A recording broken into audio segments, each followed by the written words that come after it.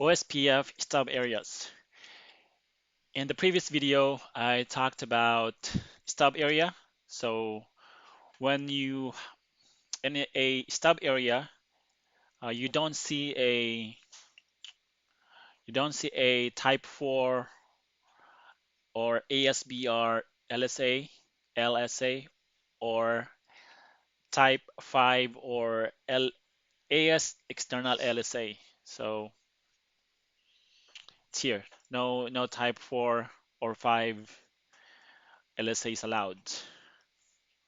In this video, I'm gonna talk about totally stub area. So our number 2 stub area. Stub area. So no type 3 summary, ASBR, external LSA is allowed except the default summary route. So in our topology, um, our ABR is R2. R2 will only install a default summary route, it says here. So there's let me read this. Totally stub areas. These areas do not allow routes other than intra-area and the default routes, meaning intra-area within the area, and the default routes to be propagated within the area. The ABR injects the default route into the area, and all the routers belonging to this area use the default route. So in our example, we only have our R3. So R3 will use the default route to send any traffic outside area 1. And so here, how to configure OSPF totally stub area. I actually already configured area 1 as a stub area at the moment. And we can verify that by doing this command on R3 database. So here we see router LSA, network LSA, and summary LSA. So we still see type 3 or summary LSA. So that's what we are going to remove and make area 1 totally stubby or stub area. So there's actually just one additional option that I need to add here, which is on R2. So if you can see here, OSPF, let me just check the OSPF configuration on R2. Let me just type it, OSPF. So it says area 1 stub, and on R2, area 1 stub. So like I said, I'm just going to add the no summary. So we are removing the summary LSA, OSPF, and then area 1 stub, no summary. After I enter that, save, confirm. If I do the same command here, still here. So I think we need to clear the process. Let me do that. Clear OSPF process. Yes. So OSPF neighborship will get reestablished. So we see here that it went down and then it went to full again.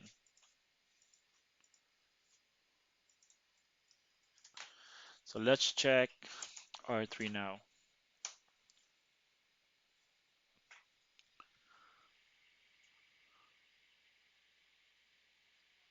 Hold on, how come it's not still here? OSPF. Oh, okay.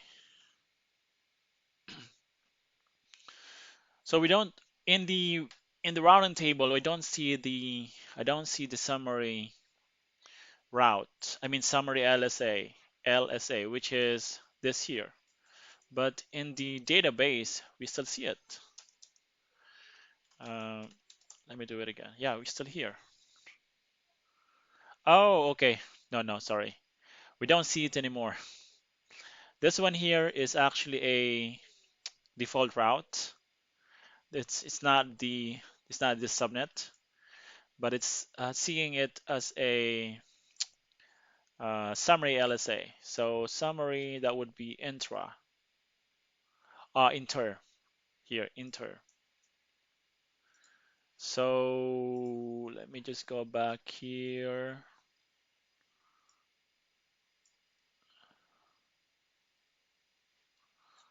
So this is now entirely correct because this is actually IA, this is actually inter, right? Inter, not intra. This is intra. This is inter.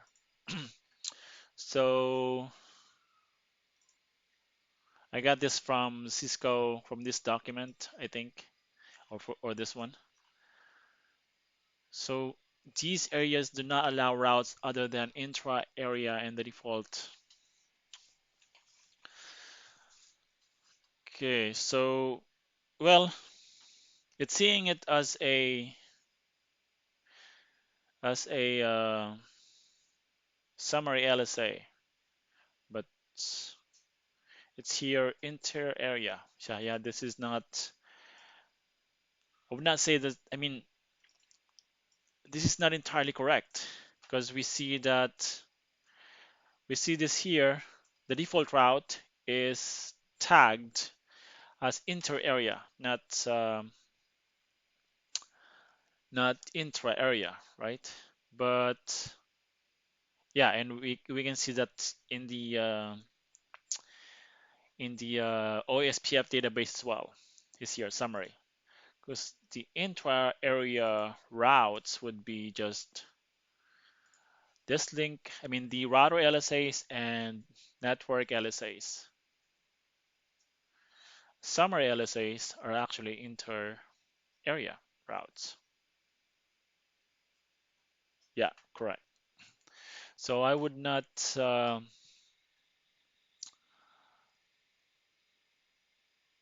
Other than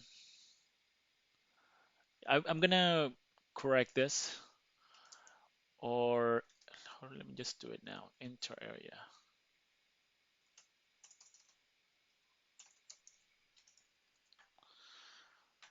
All right, but yeah, we have verified that R3 doesn't have any routes aside from the default route that OSP that ABR that the ABR installed. IBR or ABR is R2, and we can see it here as well. So yeah, that's how you can. Um, that's what a totally stub area, and that's how you can configure it. So yep, thanks for watching, and I'll see you on the next one.